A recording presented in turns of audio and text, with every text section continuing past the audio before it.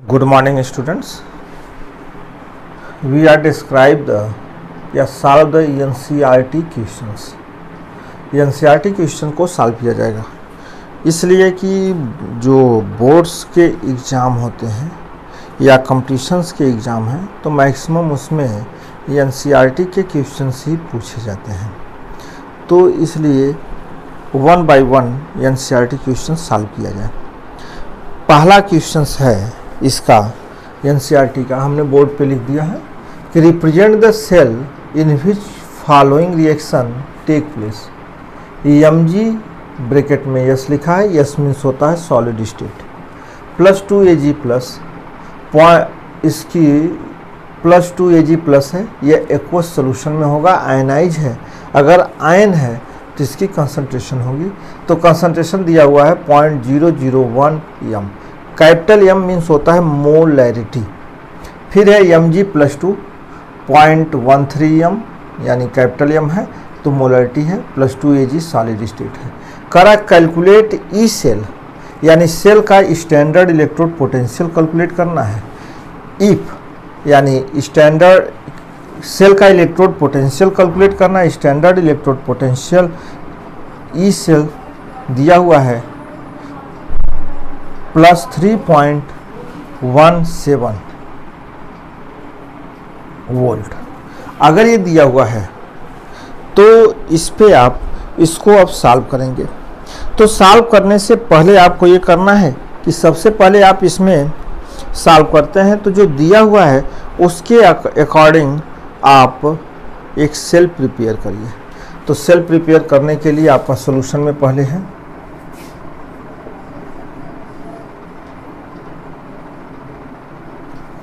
Solution आपका हो जाता है,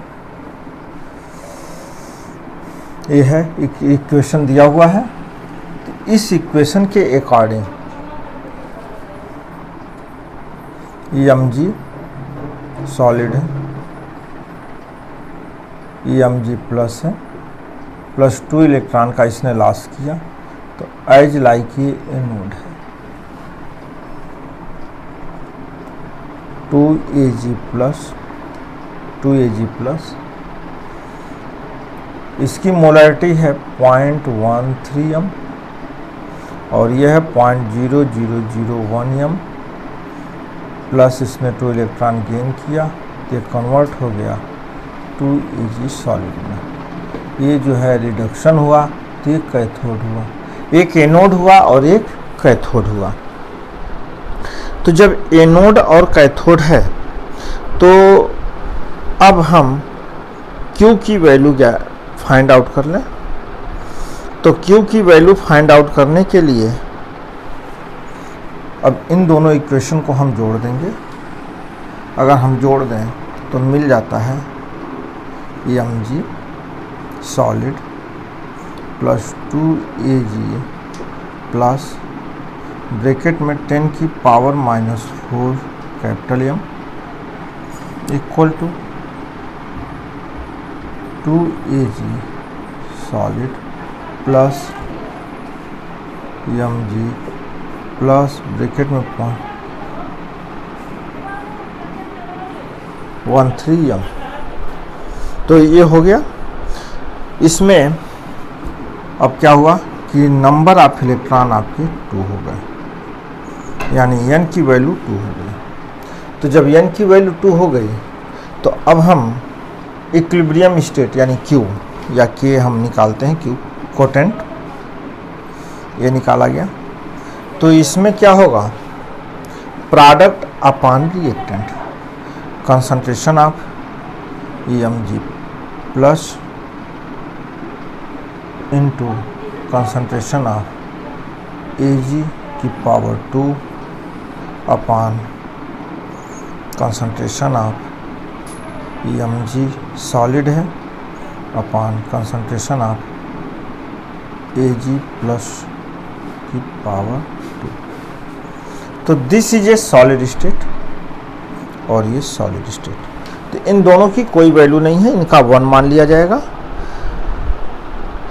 तो हम लिखते हैं इक्वल टू कंसंट्रेशन इसकी दी हुई है 0.13 इंटू 1 का स्क्वायर अपान mg1 इंटू 10 की पावर -4 का स्क्वायर, यानी हो गया 0.13 अपान 10 की पावर -8, या Q इज इक्वल टू हो जाएगा, अगर हम देखें तो ऊपर जाएगा ये 10 की पावर -8, तो ये हो जाएगा 10 की पावर 8, तो हम लिख सकते हैं 13 इंटू 10 की पावर 6, यह Q की वैल्यू आ गई।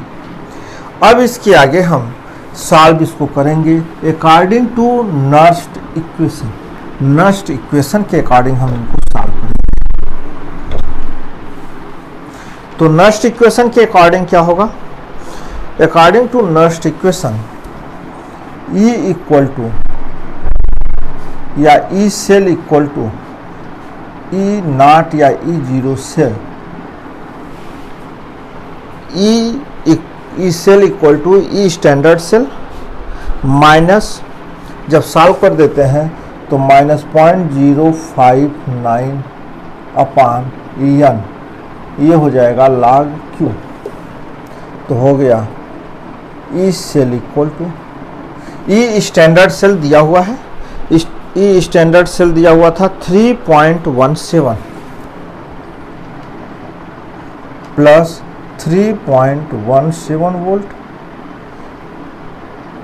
17 माइनस 0.059 अपान n की वैल्यू 2 और log क्या हो जाएगा 13 इंटू 10 की पावर 6। तो यह वैल्यू आ गई। अब हम इसको अगर हम सॉल्व करते हैं तो सॉल्व करने के लिए आपको बता दें, तो ये हो जाएगा 3.17 माइनस 0.0, 2 2 जा 4, 2 9 जा 18, 2 5 जा 10, log 13, या हम इसको ऐसे लिख दें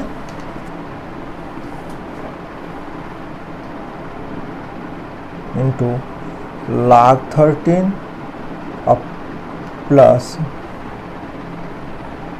6 log 10, तो ये हो जाएगा, तो इक्वल टू 3.17 माइनस 0.0295 ब्रैकेट में। अब log 13 की वैल्यू पुट कर दें, तो log 13 की वैल्यू देखने के लिए log टेबल का यूज करते हैं। log टेबल के अकॉर्डिंग log 13 की वैल्यू हो जाएगी 1139,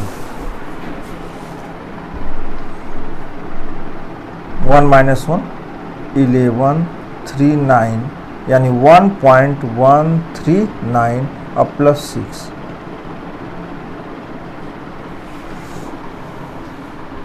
तो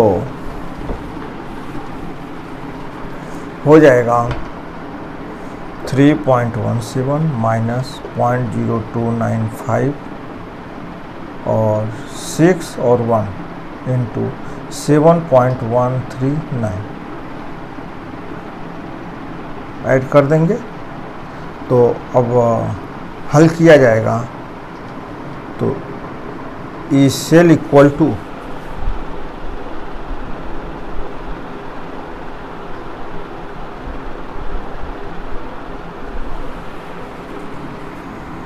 ई सेल इक्वल टू हो जाएगा 2.96 वोल्ट। यह आपका आंसर आएगा, लेकिन अब आप इसको सॉल्व कर लेंगे। सॉल्व करने पे आपका क्या होगा, देखिए